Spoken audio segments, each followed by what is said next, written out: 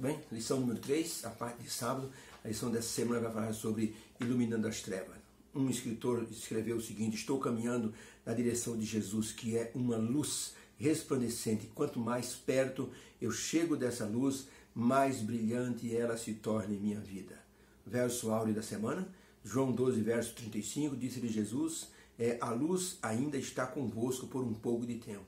Andai enquanto tendes luz, para que as trevas não vos apanhem, porque quem anda em trevas não sabe para onde vai. Muito bem, a firmeza da verdade diante dos erros humanos. Durante muito tempo o diabo tentou acabar com a igreja através da perseguição, mas Jesus trouxe a libertação mental para as pessoas, espiritual. Então ninguém tinha medo daquilo que se chamava tortura, perseguição, ameaças de morte. As pessoas se tornaram livres em Jesus. Pessoas escravas do pecado se tornaram libertas pela pessoa, pela verdade que Jesus estava ensinando através dos discípulos, das luzes resplandecentes que saíram para pregar o Evangelho. Por isso, a história da liberdade se tornou uma história convincente. E as pessoas se viram numa nova situação, numa nova visão de vida. Quando o presidente Abraham Lincoln lutava pela libertação dos escravos americanos, ele fez uma luta de quase 20 anos, até que no Congresso americano, a lei áurea, a lei da libertação dos escravos, ela foi assinada e essa notícia correu pelo país inteiro. As pessoas, os escravos, os negros, exultavam de tanta alegria, porque Abraham Lincoln mandou colocar anúncios em todos os postes que havia naquelas regiões, no país inteiro, anunciando a liberdade dos escravos. Muitos não sabiam ler. Então, pessoas ardilosas, fazendeiros, assim, com uma mente corrompida, enganavam os escravos, dizendo que a liberdade havia chegado pela metade e que eles deveriam continuar trabalhando, porque essa era a vontade do presidente. Como eles não sabiam ler, eles não sabiam o teor da lei. Só quando alguém mais inteligente, mais esperto, conhecia a verdade, aí anunciava para os amigos. Então, todos usufruíam da liberdade que o Senado americano, que o Congresso americano havia promulgado. Isso nos leva a uma semelhança com aquilo que aconteceu no mundo religioso depois de Cristo. A igreja cresceu muito, mesmo diante da perseguição. Tanto que Jesus Cristo comparou o diabo a uma serpente, a um dragão. E o apóstolo João também falou do diabo como um dragão que destrói, uma serpente que engana. Então, mesmo com a perseguição, a igreja cresceu, o diabo mudou de estratégia. Começou a inserir dentro da igreja aquilo que foi chamado de meia-verdade. E muitas pessoas que seguiram essas verdades se sentiam aprisionadas, mesmo conhecendo a Deus, a Jesus Cristo, se sentiam aprisionadas por aquelas meias-verdades. Tá? A Bíblia diz, por exemplo, que a alma que pecar, essa morrerá.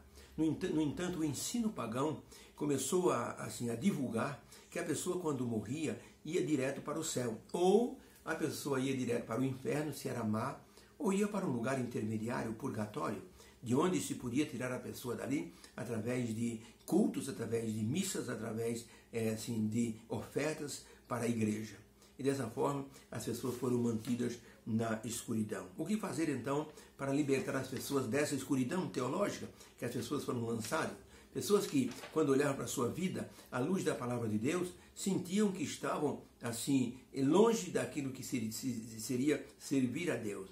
Nós podemos dizer, esclarecer de certa forma, que essas pessoas viveram na escuridão, porque era preciso uma luz maior para iluminar a mente e o conhecimento das pessoas, o caminho das pessoas para a verdadeira verdade, tá? O verdadeiro conhecimento da palavra. As pessoas sinceras encontraram nesta caminhada cristã a pessoa do Senhor Jesus, que disse que Ele era o caminho, a verdade e a vida, e que Ele era a luz, e quem o seguisse não andaria em trevas, de acordo com João capítulo 8, verso 12. Esse conhecimento da pessoa de Jesus fortaleceu pelo poder das Escrituras a fidelidade do povo de Deus. E muitos foram perseguidos por descobrirem a verdade santificada, foram pressionados, torturados para voltarem ao caminho antigo, mas as pessoas já haviam conhecido a liberdade.